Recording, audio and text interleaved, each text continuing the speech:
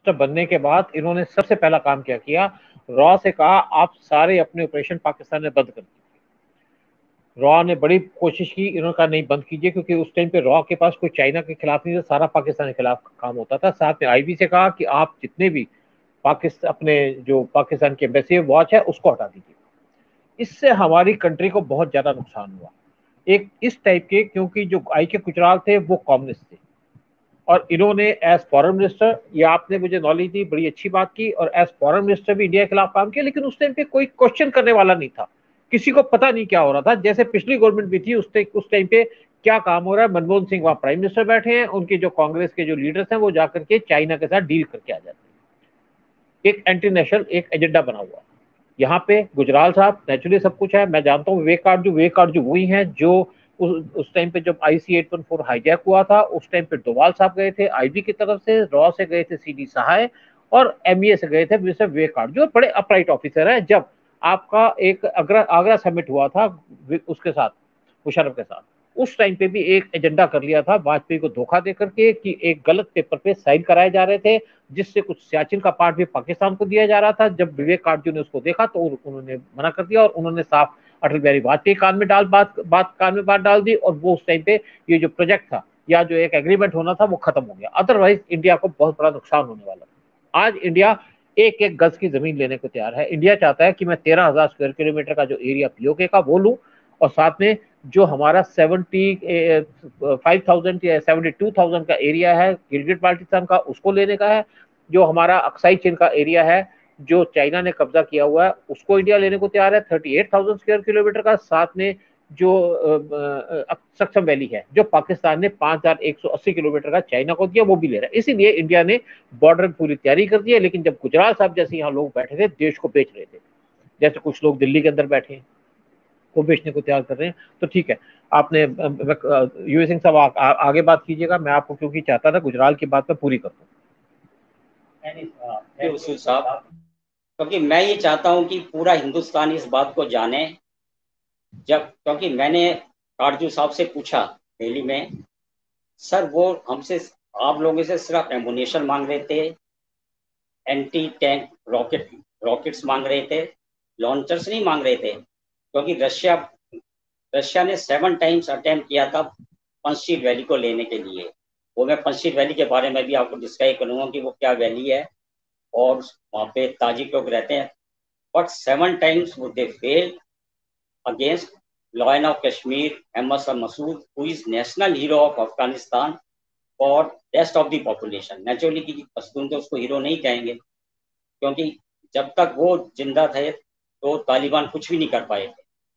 तो उन्होंने सब इंडिया से 96 के अंदर एम्युनेशन मांगा था कि हमें एम्युनेशन दीजिए, हमें एंटी टैंक रॉकेट्स दीजिए, जिससे कि पाकिस्तान की आर्मी आएगी और वो जो है हम उससे कैसे लड़ेंगे जब वो टैंक्स होंगे उनके पास, आर्मर्ड पर्सनल कैरियर होंगे, तो हमें उनको खत्म करने के लिए तो कुछ चाहिए। बट जो देवगौड़ गौड़ा साहब थे वो तो गलती से he was accidental, second accidental prime minister. उनको तो प्राइम मिनिस्टर का ABCD पता नहीं था। और गुजराल साहब भी सब एक तरह से प्राइम मिनिस्टर भी थे, फॉरेन मिनिस्टर भी थे। तो उन्होंने सीधा कहा quit Afghanistan, Afghanistan is Pakistan baby. हाँ, एग्जैक्ट सेंटेंस में आपको ये बता रहा हूँ।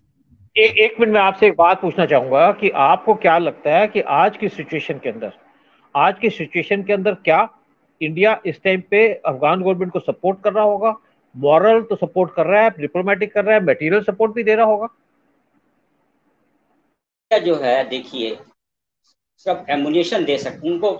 मैंने सबसे पहले बताना चाहूंगा उन्हें गन्स की कोई जरूरत नहीं है, क्योंकि अमेरिका इतना कुछ वहां पे वेपन छोड़ के गया है कि वहां, और हर अफगान फैमिली के पास राइफल या AK-47 हर घर में है। और बट एमुनेशन तो जब लड़ाई करेंगे तालिबान से तो एमुनेशन तो खत्म होगा, तो उनको सिर्फ एमुनेशन चाहिए।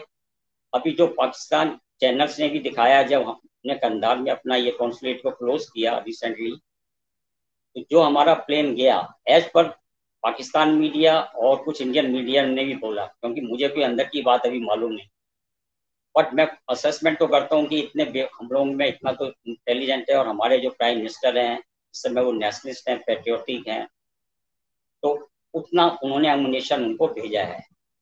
इसके अलावा क्या है कि बाकी बाकी भेजना इसलिए मुश्किल है, हम या फिर ताजिकिस्तान के थ्रू भेज सकते हैं, पर ताजिकिस्तान के थ्रू हम कभी कुछ भेज सकते हैं जब रशिया एग्री करेगा। अब रशिया के साथ तालिबान ने डील की है, क्या डील की है, क्योंकि चाइना को भी नाराज रशिया नहीं कर सकता। और अच्छा, एक और बात मैं आपसे कहूंगा कि देखिए क्या है कि अभी हमारे फॉरेन मिनिस्टर जो सब जगह जा चुके हैं, चाहे रशिया हो, चाहे ताजिकिस्तान हो, चाहे अभी ईरान हो, दोबारा उनकी विजिट हो रही है ईरान की। तो नेचुरली ईरान जाएंगे, क्योंकि अब जैसे पाकिस्तान के जब यूएस के प्लेन आए थे अफगानिस्तान के अंदर एरियल अटैक करने, तो उस टाइम पे वो आए थे सिर्फ एयर स्पेस यूज करके पाकिस्तान की, क्योंकि उनको तो ईरान एयर स्पेस देगा नहीं। तुर्कमेनिस्तान के साथ उनका रास्ता नहीं बनता।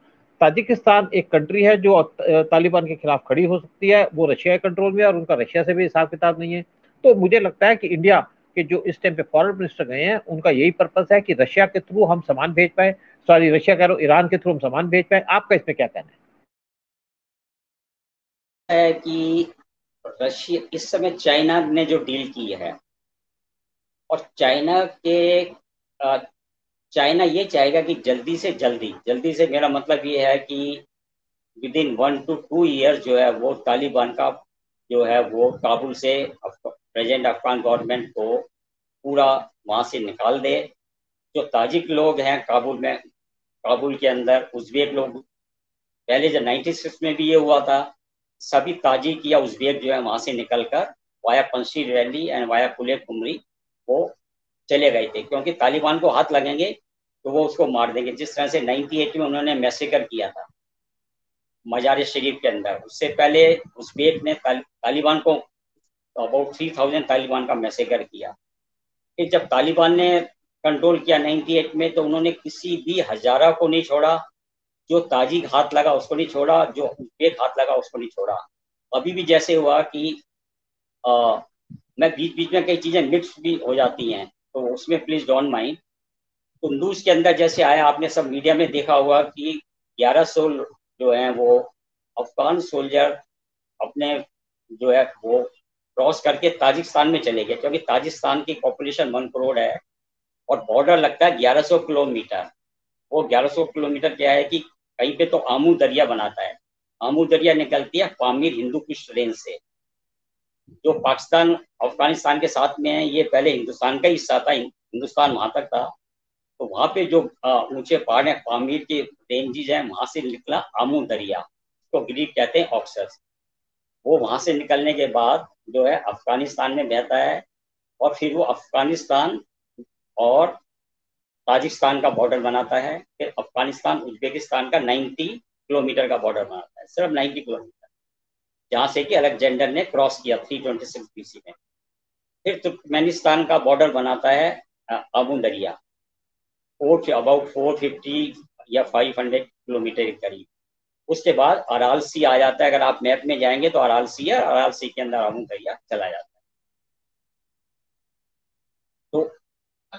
एक हाँ, एक आपको क्या लगता है कि जैसे ये ये जैसे अभी तालिबान वहां पे चल रहा है, लड़ाई चल रही है, अगर इंडिया और साथ में वर्ल्ड यूएस इनको सपोर्ट देता है, तो क्या तालिबान पाकिस्तान के साथ मिलकर के यहाँ पे कंट्रोल कर पाएगा? एक और बड़ी इंपॉर्टेंट बात है कि क्या मतलब तालिबान यहाँ पे कंट्रोल कर पाएगा। लेकिन दूसरी एक बड़ी इंपॉर्टेंट बात है, जब यूएस के फॉरेन सेक्रेटरी यहाँ पे आए थे, तो उस टाइम पे पाकिस्तान के आईएसआई चीफ और उनके आर्मी चीफ, उनको यूएस से बुलाया गया था।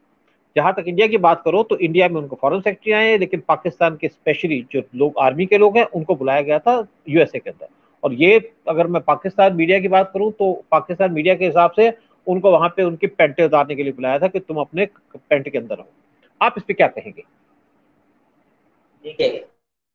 यूएसए जो है वो अब चाहता है कि इंडिया जो है वो थोड़ा सा, जिसको कहते हैं, जितनी मैक्सिमम हेल्प हो सकती है थोड़ा सा एग्रेसिव होके करे, बट वो हमारे इंडिया के इंटरेस्ट में नहीं है। क्योंकि तालिबान और रशिया की क्या डील हुई, उसने कहा कि मैं अपना जो हमारा ब्रांड होगा, वो चाहता है कि वहाँ पे इस्लामिक एमिरेट 57 मुस्लिम कंट्रीज हैं, वो चाहता है कि Afghanistan is also one of the 57 में कि फर्स्ट इस्लामिक एमिरेट बने जो कि शरीयत देश हो, जहाँ पे कि गर्ल्स को कोई एजुकेशन का अलाउ नहीं होगा, कोई फ्रीडम नहीं होगा। अब रशिया के साथ, अब रशिया, क्योंकि चाइना को इन चीजों से कोई मतलब नहीं है, चाइना ने अपना गारंटी ले ली कि वो, और चाइना के एक साइकोलॉजिकल फियर है, देखिए वो शैतानिक है शी जिनपिंग, और हमें अगर अपने एनिमी में कुछ खूबियां हैं तो उसकी बड़ाई करने में कोई वो नहीं है, जो भी है, जैसे नेपाल के चाहे लीडर्स हो, चाहे तालिबान हो, चाहे पाकिस्तान तो क्या कंगाल हो गया, कोई भी हो, एक साइकोलॉजिकल वो फियर इस तरह से डाल देते हैं बिना थप्पड़ मारे हुए, पर नहीं मारते वो एक भी, पर तालिबान उनसे डरता है क्योंकि उनको, आप ये देखिए 1 करोड़ यूजर्स हैं सिंकियांग में। अब उनको कैंपों में रखा हुआ है, लेडीज को अलग रखा हुआ है और जेंट्स को अलग रखा हुआ है।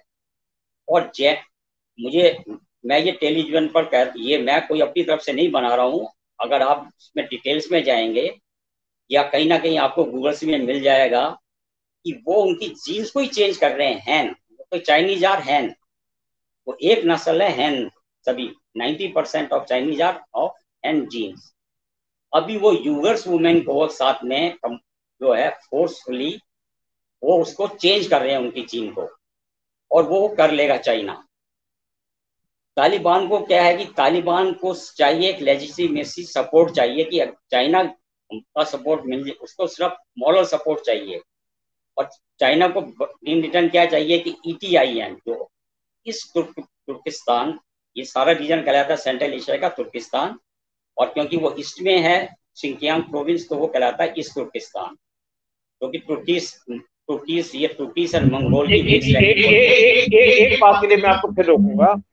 देखिए क्या है, जो टर्की का जो प्रेसिडेंट, जो टर्की के प्रेसिडेंट एर्दोगन, उनका एक ड्रीम है, जैसे पहले यहाँ पे एक ओटोमन एम्पायर होती थी, उनका जो ड्रीम है कि दोबारा से ओटोमन एम्पायर के जो लोग हैं इनको इकट्ठा किया जाए।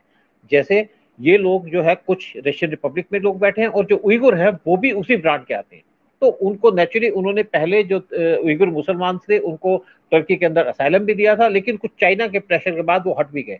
तो उनका एक पूरा पर्पज है कि दोबारा से ओटोमान एम्पायर खड़ी करते हैं। हाँ, ये दूसरी बात है कि वो इस एम्पायर को खड़ी करने के चक्कर में अपनी इकोनॉमी का भट्टा बिठा दिया है और यहाँ पे उनके खिलाफ भी वायलेंस होने लगी है। तो ये जो आप बात कर रहे हैं ना, ये जो तुर्कमेनिस्तान या टर्किश जो ओरिजिन के लोग हैं, इनको इकट्ठा करने का ये नेचुरली टर्की की जो प्रेसिडेंट है उनका एक ड्रीम है, जिसमें उइगुर भी उसके अंदर आते हैं। हाँ, अब आगे आप चलिए। कभी कभी कोई आदमी ऐसा सोचता है कि वो होता तो कुछ भी बहुत ही कम वो होता है, और ड्रीम करने लगता है बहुत बड़े बड़े। टर्की है वो 80 मिलियन की कंट्री है, और यूरोप में बैठी हुई है, आधा यूरोप में आधा एशिया के अंदर है। जो सेंट्रल एशियन रिपब्लिक्स हैं इनके ऊपर या तो इनके ऊपर क्या है कि पहले कंट्रोल था रशिया का, अभी भी रशिया का काफी कंट्रोल है, मिक्स मैरिजेस भी हैं। मैं इसमें जैसे कजाकिस्तान है, 2 करोड़ पॉपुलेशन है, परंतु उसके अंदर अभी भी 40% रशियन, जो रशिया के साथ कजाकिस्तान का बॉर्डर लगता है, 40% रशियंस हैं, और आपस में मिक्स मैरिजेस भी हैं। इसी तरह से तुर्कमेनिस्तान जो 65 लाख वाला है, 3 करोड़ 60 लाख का जो उज्बेकिस्तान है, जो किर्गिस्तान है, किर्गिज लोग जो हैं, तो वो सब में ऑलरेडी मिक्स मैरिज भी हैं और रशियन कंट्रोल है। कजाकिस्तान में आपको पता है कि रशिया का जो एयर स्पेस स्टेशन है वो कजाकिस्तान के अंदर ही है, जहाँ से स्पेस शटल उनकी ऊपर जाती है। और क्योंकि चाइना का बॉर्डर लगता है और चाइना से सब डरते हैं।